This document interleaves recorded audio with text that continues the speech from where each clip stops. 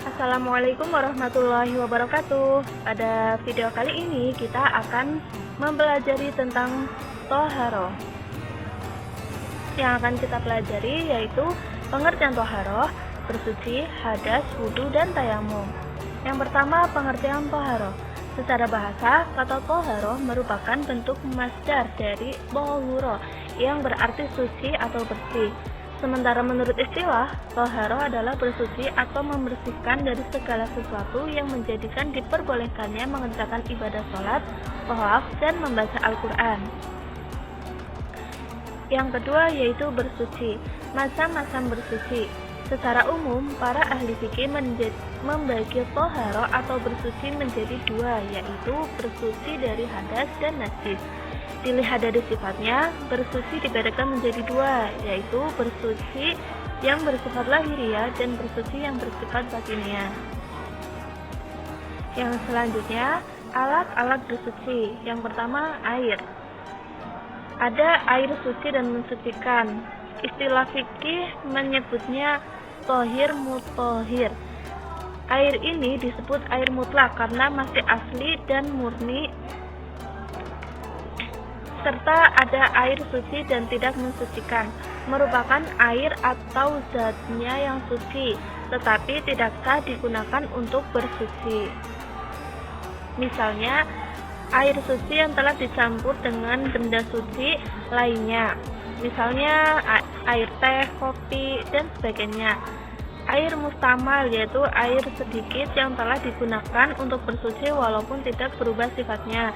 Kemudian air pohon-pohonan, yang kemudian air mutanajis dan air musyammas.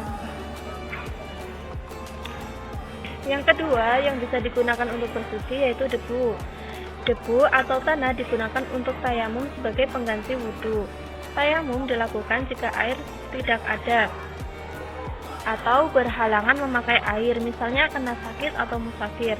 Yang kemudian ada batu, dapat digunakan untuk bersuci atau beristinja ketika tidak ada air, dengan ketentuan tertentu. Yang selanjutnya yang akan kita bahas adalah hadas.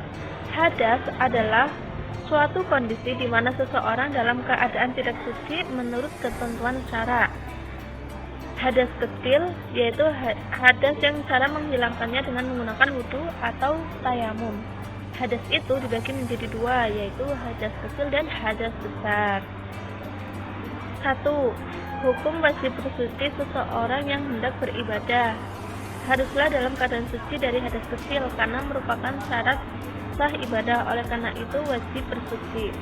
Yang kedua, sebab-sebab hadas kecil yaitu keluar sesuatu dari dubur, hilang akal, bersentuhan kulit laki-laki dan perempuan yang bukan mahram, menyentuh kemaluan dengan telapak tangan. Yang kemudian hadas besar, hadas yang cara menghilangkannya dengan mandi wajib atau bertayamum jika tidak ada.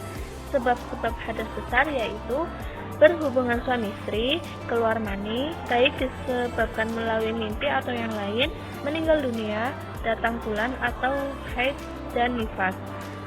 Yang kedua, rukun wajib mandi. Yang pertama, niat. Yang kedua, mengalirkan atau membasuh air ke seluruh tubuh, kemudian menghilangkan najis kalau ada di badan. 3. Sunnah mandi wajib. Yang pertama, membaca basmalah, berwudu sebelum mandi, menggosok seluruh badan dengan berturut-turut tidak berselang waktu. Larangan bagi orang yang berhadas besar. Jadi, orang yang berhadas besar itu tidak boleh melakukan sholat, tawaf, memegang Al-Quran dan membaca Al-Quran, i'tikaf.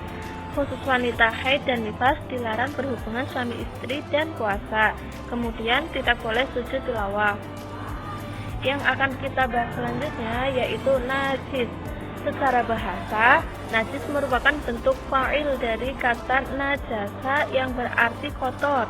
Sementara menurut istilah, najis adalah suatu yang dianggap kotor oleh syara ataupun yang termasuk najis disebabkan oleh yang disepakati oleh mazhab Imam Syafi'i, Imam Ahmad bin Hanbal, Imam Abu Hanifah, dan Imam Malik, yaitu tinja, madhi, madi, darah binatang, muntah, air kencing, madi, dan darah binatang.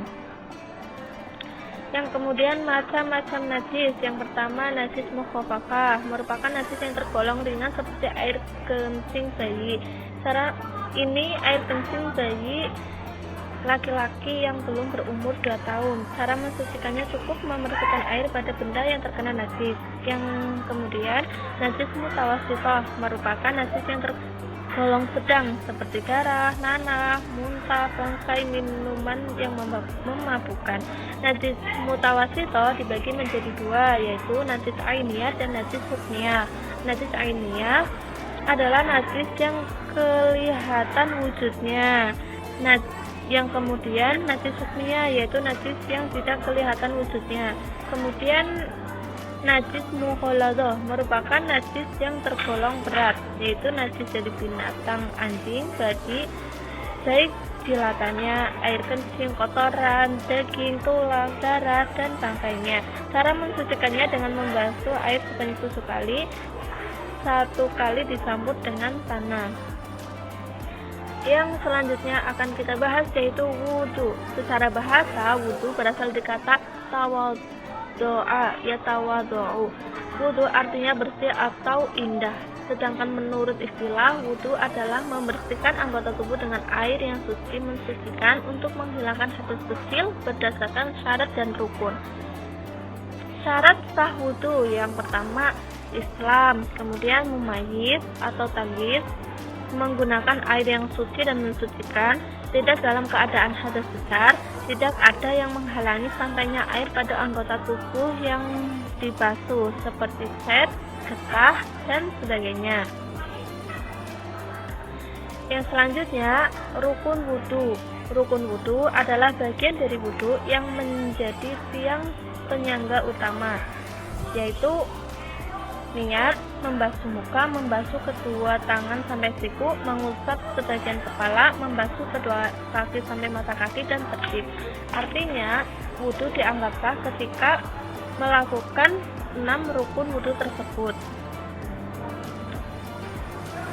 Yang selanjutnya yaitu tayamum. Secara bahasa memiliki makna al-qasdu, artinya kesengajaan atau tujuan.